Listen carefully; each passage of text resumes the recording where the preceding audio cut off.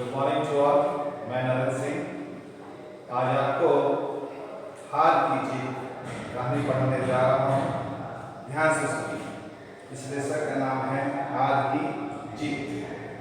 यह एक कहानी है और इसके लेखक हैं सुदर्शन जी।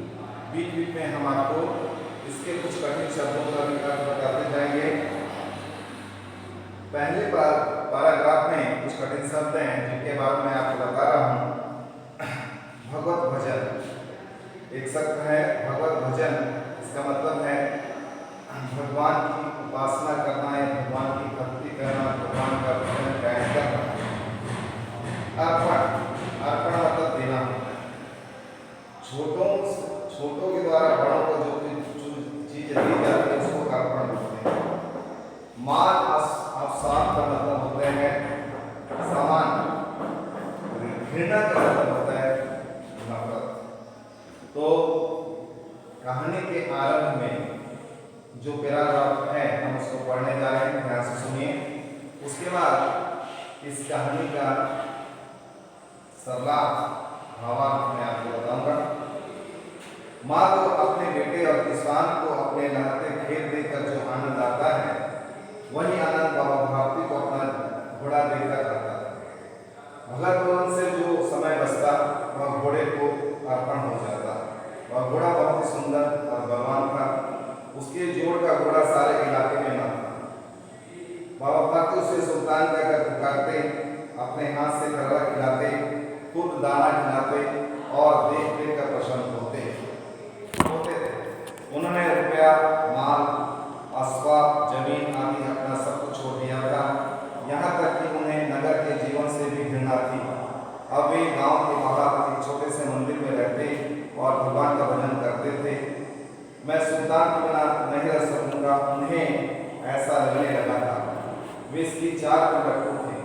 कहते ऐसे ऐसे चलता है जैसे मोर घटा को देखकर नाच रहा हो। जब वह संध्या के समय सुल्तान को चढ़कर 8-10 मील का चक्कर लगा लेते, उन्हें चैन। तो कहानी का आरंभ होता है बाबा भारती एक सज्जन पुरुष थे। उनके पास सुल्तान नाम का एक सुंदर, बाका, बलवान और अद्भुत घोड़ा था।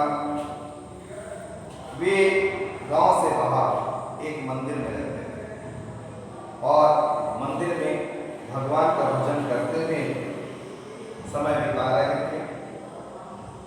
वे भगवान की भक्ति के बाद जो समय बचता था उसे वे सुल्तान की सेवा में बिताते।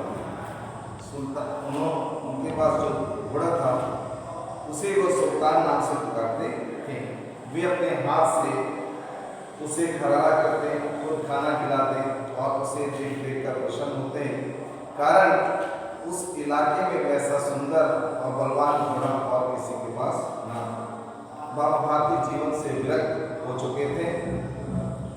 उन्होंने अपना रुपया, माल, अस्बाब, जमीन सब कुछ त्याग दिया। संसार से विरक्त हो गए। उनका मन फिर गया था संसार से और वे नगर जीवन से उब चुके थे। नगर का जो जीवन था उनसे उब चुके थे। इसलिए वे एक गांव के बाहर मंदिर में रहते और वहां भगवान का भजन करते थे। एक माँ को अपने बेटे से, किसान को अपने लहलाते खेतों से जो प्यार होता है, जो आनंद प्राप्त होता है, वही आनंद, वही प्यार, वही आनंद, वही खुशी बाबा भारती को अपना घोड़ा देकर होती थी। मैं सुल्तान के बिना नहीं रह सकूंगा, ऐसा प्रोग्राम हो गया था। वे उसकी चाल पर लगे। सुल्तान नाम का जो घोड़ा था बहुत सुंदर था, बलवान था और उसकी जो चाल थी वो अद्भुत थी। वो उसकी चाल पर अटूट थे। ऐसा चलता मानो मोर घटाओं को देखकर जैसे नाचता है वैसा वो चलता था। बाबा भारती प्रतिदिन संध्या के समय सुल्तान पर सवार होकर 8-10 मिनट का चक्कर लगाया नियम। खड़क सिंह उस इलाके का प्रसिद्ध राजा था। लोग उसका नाम सुनकर कांपते हैं। भयंकर प्रभावशाली डाकू था, इसलिए लोग उसका नाम सुनकर कांपते थे। सुल्तान की कीर्ति उसके कानों तक पहुंची। उसका हृदय उसे देखने के लिए आगे हो गया। उसने भी सुल्तान के बारे में सुना कि गांव के बाहर एक मंदिर है और उस मंदिर में जो बाबा भारती नाम के एक व्यक्ति रहते हैं, उनके पास सुल्तान नाम का एक बहुत ही सुंदर घोड़ा है और उसकी तारीफ उसने बहुत सुनी।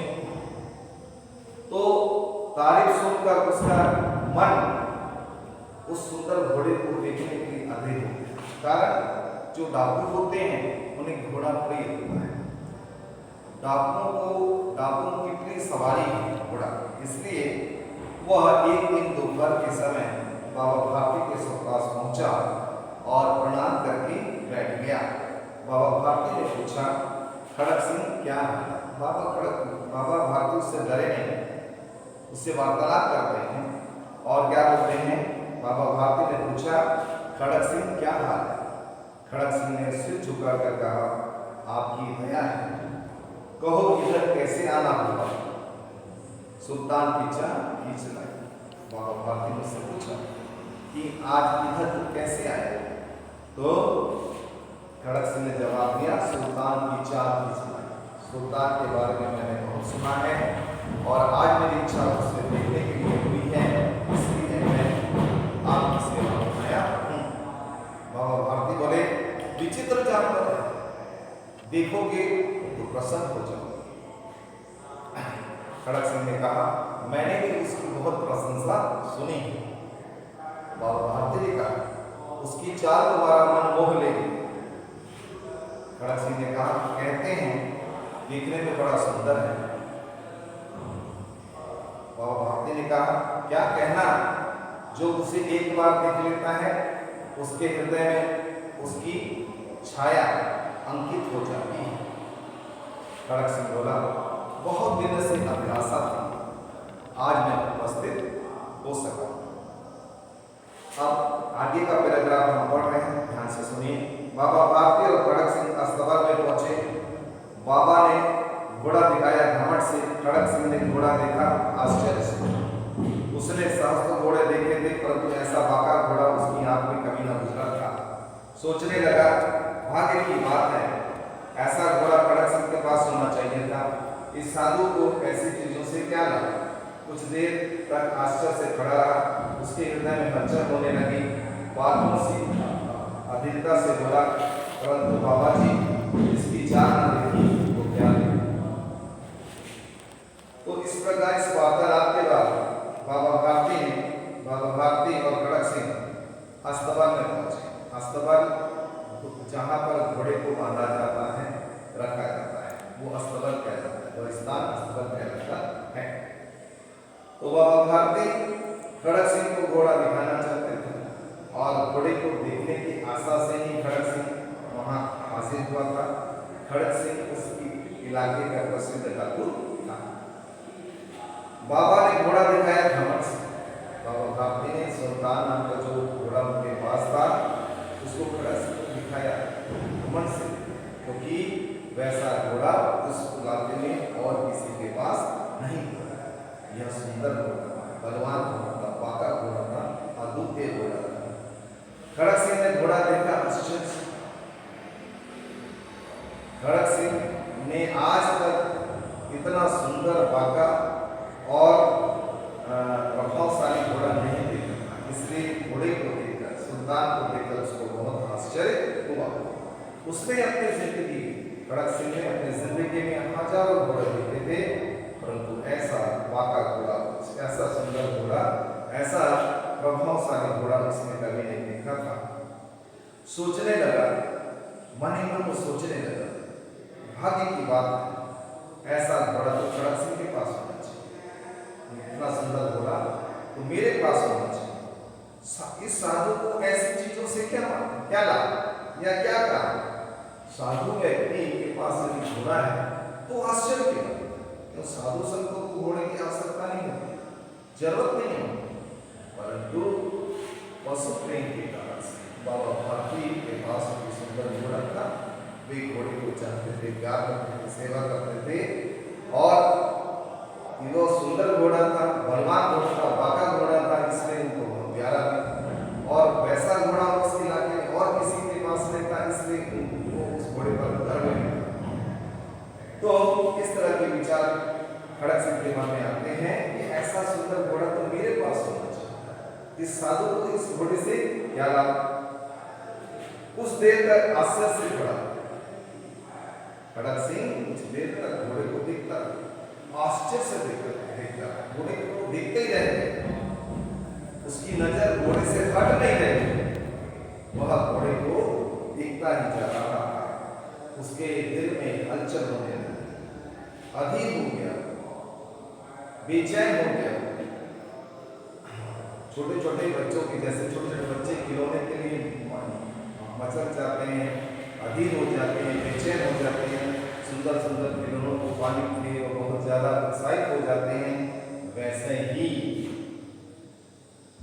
सुल्तान घोड़े को देखकर खड़क सिंह का मन हो गया, अधीर। और वह बाबा भारती से बोला, बाबा जी इसकी चाल ना देखी तो क्या देखी? मैं इसकी चाल भी देखना चाहता हूँ। बाहरी रंग रूप से, दौड़ से यह बहुत सुंदर घोड़ा है, बहुत बलवान घोड़ा है, बाका घोड़ा है, बहुत अच्छा घोड़ा है, परंतु इसकी चाल भी देखना है, मैं इसकी चाल भी देखना चाहता हूँ। बाबा भारती मनुष्य थे, अपनी वस्तु की प्रशंसा सुने तो उनको बहुत अच्छा लगा और वे घोड़े को खोलकर बाहर लेकर आ गए और घोड़ा वायु वेग से उड़े, हवा में उड़ने लगा। घोड़े की चाल को देखकर खड़क सिंह बापू का हृदय पर सांप लौट गया।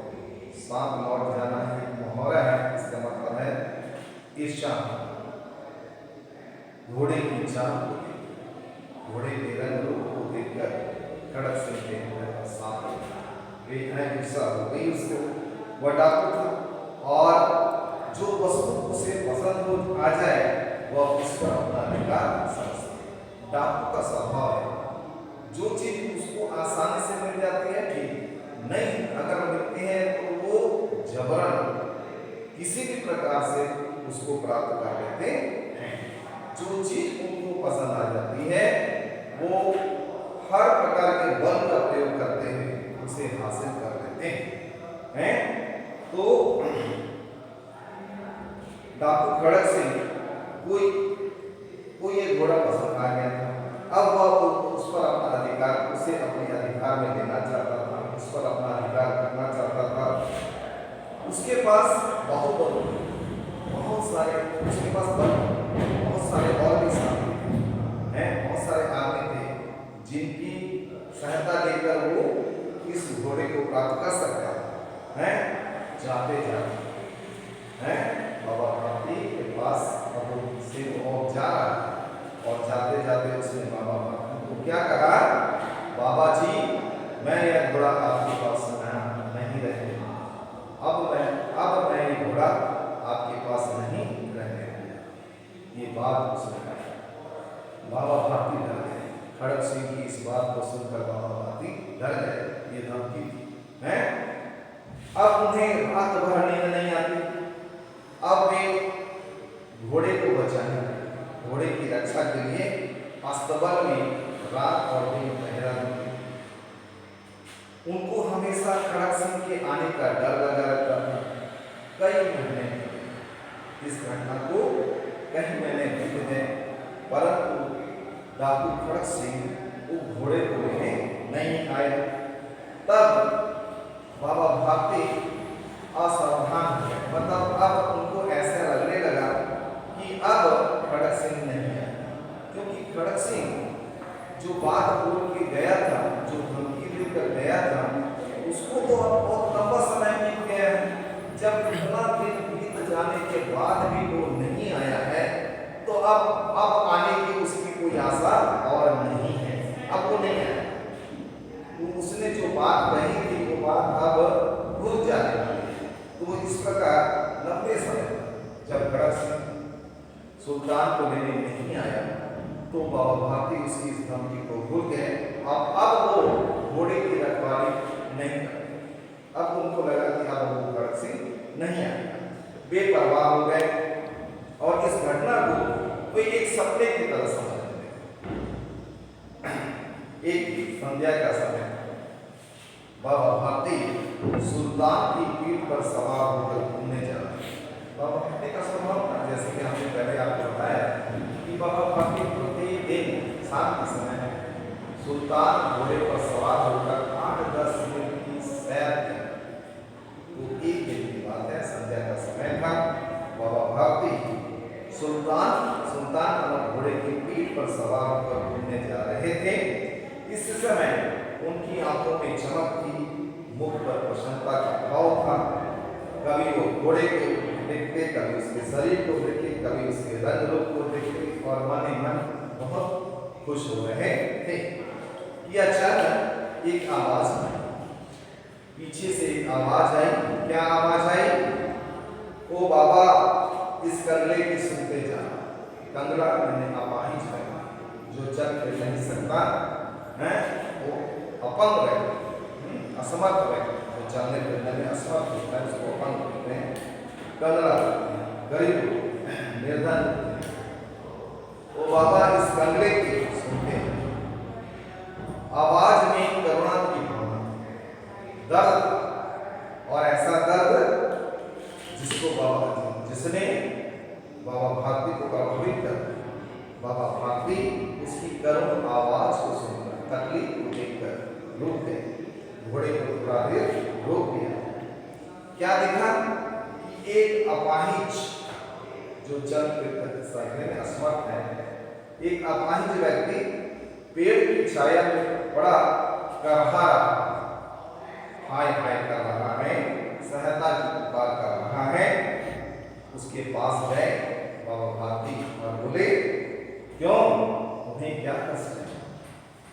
अपाहिज ने हाथ जोड़कर कहा, बाबा, मैं दुखियारा हूं, मैं दुखी व्यक्ति हूं, मुझ पर दया करो। रामलाला यहाँ से 3 मील दूर, रामलाला एक स्थान का नाम है, गाँव का, यहाँ से 3 मील दूर है, मुझे वहाँ जाना है, घोड़े पर चढ़ा लो, परमात्मा तुम्हारा भला करेगा। तो इस प्रकार उस अपाहिज व्यक्ति ने बाबा भारती से गांव तक पहुंचा देने के लिए सहायता मांगी। वहां तुम्हारा कौन है? बाबा भारती ने सवाल करके पूछा। अपाहिज व्यक्ति ने कहा, दुर्गा दत्त वैद्य का नाम आपने सुना होगा, मैं उसका सौतेला भाई हूं। बाबा भारती ने घोड़े से उतरकर अपाहिज को घोड़े पर बैठा दिया। सहायता करने के उद्देश्य से वे सुल्तान की पीठ से नीचे उतर गए, घोड़े से नीचे उतर गए और उस अपाहिज व्यक्ति को घोड़े पर बैठा लिया और स्वयं घोड़े की लगाम पकड़कर आगे आगे चलने लगे, धीरे धीरे चलने लगे। कुछ दूर चलने के बाद अचानक उन्हें एक झटका लगा और लगाम हाथ से छूट गई। उनके आश्चर्य का ठिकाना था। थोड़ी दूर चलने के बाद क्या घटना घटी? अचानक उनके हाथ से घोड़े की लगाम छूट गई और उन्होंने जब मुड़कर देखा तो उनके आश्चर्य का ठिकाना नहीं रहा, क्योंकि वह अपाहिज व्यक्ति घोड़े पर तन कर बैठा है और घोड़े को जोर से दौड़ाया लिया जा रहा है। बाबा भारती ने जब ये देखा कि ये अपाहिज व्यक्ति अचानक कैसे घोड़े पर तन कर बैठ गया है और यह घोड़े को इतनी तेज गति से दौड़ा रहा है, क्या धोखा हो गया मेरे साथ, क्या छल हो गया मेरे साथ, क्या एक ऐसी घटना घट गई मेरे साथ। उन्होंने उनके मुंह से आश्चर्य जैसा भाव, निराशा नीची हुई और उन्होंने क्या देखा कि वो अपाहिज और कोई नहीं, डाकू भगत सिंह। वो अपाहिज के देश डाकू भगत सिंह बाबा भारती से सुल्तान घोड़ा छीन के छल से, कपट से, दगाबाजी से, धोखेबाजी से उसने भेष बदलकर बाबा भारती से उनका घोड़ा छीन लिया।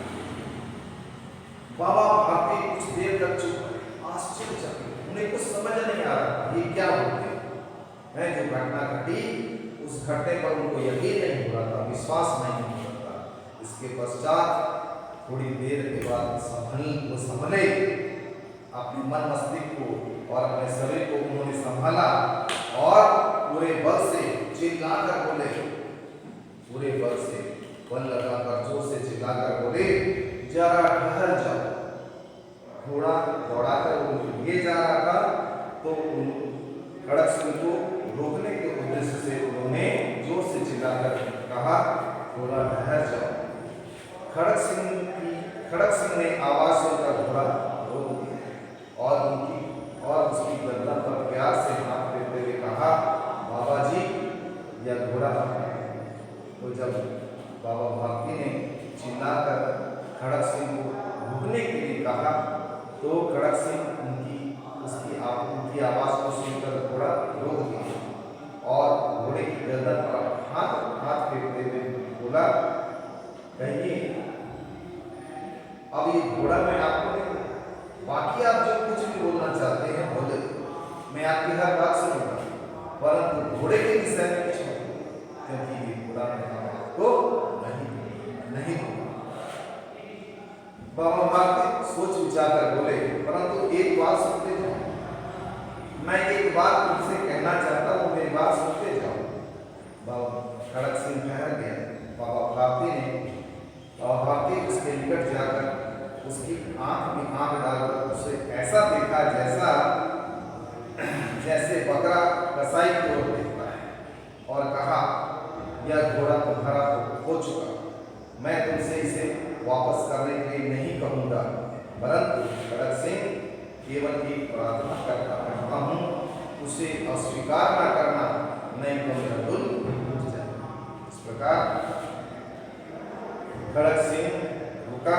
बाबा भारती उसके पास गए और उन्होंने अपने मन की बात कहते हुए कहा कि यह घोड़ा तुम्हारा हो चुका, मैं घोड़े के संबंध में वापस लेने के संबंध में, घोड़े को वापस लेने के संबंध में कुछ नहीं कह रहा, मैं तुमसे घोड़े को वापस करने की बात नहीं कहना चाहता, परंतु मेरी एक प्रार्थना है, मैं तुमसे एक प्रार्थना करता हूँ, एक बात कहना चाहता हूँ, उसको अस्वीकार नहीं करना, नहीं तो मेरा दिल टूट जाएगा। बाबा जी आज्ञा दीजिए, मैं आपका दास हूँ, केवल एक घोड़ा खड़क सिंह बोला बाबा भारती से, आज्ञा दीजिए, क्या बात आप कहना चाहते हैं, मैं आपकी दूसरी हर आज्ञा को मानने के तैयार हूँ, मैं तो आपका गुलाम, पर ये घोड़ा अब घोड़े का नाम डालो। बाबा भारती बोले, अब इस घोड़े का नाम डालो, मैं तुमसे इसके विषय में कुछ ना कहूँगा, मैं घोड़े के विषय में आपसे कुछ नहीं कहूँगा, मेरी प्रार्थना केवल इतनी है कि इस घटना को किसी के सामने कर, मेरी तुमसे प्रार्थना है कि इस घटना के सामने, ये जो घटना अभी घटी है, भेष बदलकर अपाहिज के भेष में तुमने मुझसे जो घोड़ा छीना है, इस घटना के संबंध में इस घटना के बारे में किसी से कुछ ना कहना। खड़क सिंह का मुंह आश्चर्य से खुला रह गया। उसका विचार था कि उसे घोड़े को लेकर यहाँ से भागना पड़ेगा, परंतु बाबा भारती ने स्वयं उससे कहा कि इस घटना को किसी के सामने प्रकट न करो। अब बाबा भारती क्या सोचे और खड़क सिंह क्या सोचे, ये विचार यहाँ पर बताए गए हैं। खड़क सिंह बाबा भारती के विचारों को सुनकर आश्चर्य हो गया कि बाबा भारती खुद बोल रहे हैं कि इस घटना के संबंध में किसी के सामने चर्चा नहीं करना, किसी को मत बताना, परंतु इससे उनका क्या उद्देश्य है, क्यों ऐसा मेरे को बोल रहे हैं। खड़क सिंह ने बहुत सोचा, बाबा भारती जो ये बात हो रहे हैं, किसी को ये बात मत बताना, क्यों वो ऐसा कर रहे हैं। बहुत कुछ उसने सोचा, परंतु उसके समय में कुछ नहीं आया। हार कर उसने बाबा भारती से ही पूछा, बाबा जी आप ऐसा क्यों कर रहे हैं, इस घटना के संबंध में किसी से कुछ नहीं कह रहे। सुनकर बाबा भारती ने उत्तर दिया, लोगों को अगर इस घटना का पता लग गया तो वे किसी गरीब पर विश्वास न करें। यह कहते कहते उन्होंने सुल्तान की ओर से मुंह मोड़ लिया, जैसे उससे उनका कोई संबंध ही ना। और भारती ने जवाब देते हुए कहा, लोगों को यदि इस घटना के संबंध में पता लग जाएगा तो वे कभी किसी गरीब पर विश्वास नहीं करेंगे। गरीब के भेष में, अपाहिज के भेष में तुमने मुझसे सहायता मांगी और दया करके मैंने तुम पर मैं तुम्हें सहायता की। और वास्तव में ये बात में जो रूप तुमने अपना दिखाया, इससे ऐसा लगता है कि भविष्य में कोई भी व्यक्ति किसी गरीब आदमी पर दया नहीं करेगा, विश्वास नहीं करेगा। लोगों का गरीब व्यक्तियों के प्रति विश्वास बना रहे, लोगों का गरीब अपाहिज लोगों के प्रति दया भावना, सहायता की भावना, सेवा की भावना बनी रहे, इसलिए उन्होंने ये बात कही। तो इतनी बड़ी और ऊंची बात डाकू खड़क सिंह के समझ में नहीं आ रही। तो इतना कहने के बाद बाबा भारती ने सुल्तान से मुंह मोड़ लिया। ऐसे मुंह मोड़ा मानो सुल्तान का उनके साथ कभी कोई रिश्ता ही ना हो। बाबा भारती चले गए, इस घटना के बाद बाबा अपने वहां से चले गए। परंतु उनके जो शब्द थे बाबा भारती के कान में यूं चले। सोच रहा था, विचार रहा था कि इस व्यक्ति का कैसा ऊंचा भाव है, ऊंचे विचार, बड़े ख्याल, उन्हें इस घोड़े से प्रेम, कितना प्रेम करते थे इस घोड़े को। इस घोड़े को देखकर वो बहुत खुश होते थे, फूल की तरह उनका चेहरा खिल जाता था। मैं इसके बिना नहीं रह सकूंगा, ऐसा उनका विश्वास था। घोड़े के बिना मैं नहीं रह सकूंगा, ऐसा उनका विश्वास था। दिन और रात उसकी रखवाली में उन्होंने समय बिता दिया, भजन भक्ति छोड़ दी। जब खड़क सिंह ने धमकी दी तो धमकी देने की घटना के बाद बाबा भारती के जीवन में बड़ा परिवर्तन आ गया और वे घोड़े से बहुत प्यार करते थे। इसलिए उन्होंने सारे काम छोड़ दिए, खाना पीना है सोना सब कुछ भूल गए थे और दिन और रात किसकी रखवाली कर रहे थे? घोड़े की रखवाली कर। भगवान का भजन भक्ति भी छोड़ दिया। सुल्तान को ज्यादा प्यार करते थे, चाहते थे, इसीलिए तो वे सब कुछ भूल गए और दिन और रात सुल्तान की रखवाली कर रहे थे। परंतु आज उनके मुंह पर दुख की एक रेखा, सुल्तान नामक घोड़ा छीन गया।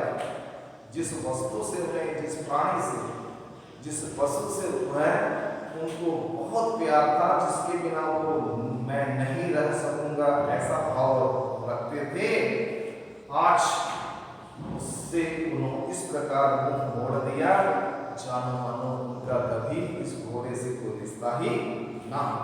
इसलिए, केवल इसलिए कि लोग गरीबों पर विश्वास करना ना छोड़ दें।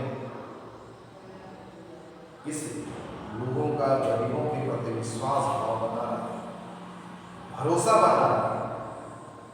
गरीबों के प्रति लोग दया, सहानुभूति, संवेदना और सहायता भाव बनाए रखें दुनिया के सब। इसलिए उन्होंने ऐसा किया है। वो ये त्याग और ये विचार, बाबा भारती की मन के ये विचार और ये उनका त्याग बाबा डाकू खड़क सिंह को बहुत प्रभावित करता है और उसका मन बदल जाता है, उसका दिल बदल जाता है।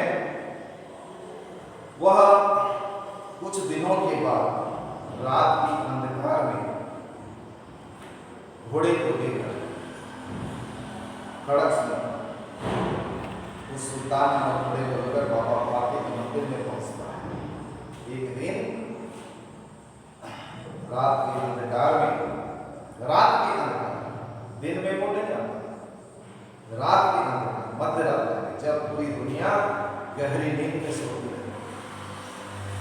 तब वो रात के अंधकार में बाबा खड़क सिंह बाबा भारती के उस मंदिर में आता है और क्या देखता है? चारों तरफ सन्नाटा है, आकाश में तारे टिमटिमा रहे हैं, दूर दूर तक गांव में किसी प्राणी की आवाज नहीं, दूर दूर तक केवल कुत्तों की ही आवाज आ रही है। मंदिर के अंदर कोई शब्द सुनाई नहीं दे रहा था। खड़क सिंह सुल्तान की लगाम पकड़कर धीरे धीरे अस्तबल के फाटक तक पहुंचा। इस घटना के बाद बहुत समय बीत गया और एक दिन रात्रि के अंधकार खड़क सिंह सुल्तान बाबा भक्ति के मंदिर में पहुंचा। चारों तरफ सन्नाटा था, आकाश में तारे टिमटिमा रहे थे। गांव में दूर कुत्ते के भौंकने की आवाज आ रही थी। खड़क सिंह सुल्तान की लगाम को पकड़े धीरे धीरे अस्तबल में पहुंचा। फाटक खुला। किसी समय बाबा भारती उस स्थान में बैठकर लाठी लेकर पहरा देते थे, परंतु आज उन्हें किसी चीज की चोरी होने का या डाके का भय न। खड़क सिंह ने आगे बढ़कर सुल्तान को उसके स्थान पर बांध दिया और बाहर निकलकर सावधानी से फाटक बंद कर। डाकू खड़क सिंह का हृदय परिवर्तन हो गया।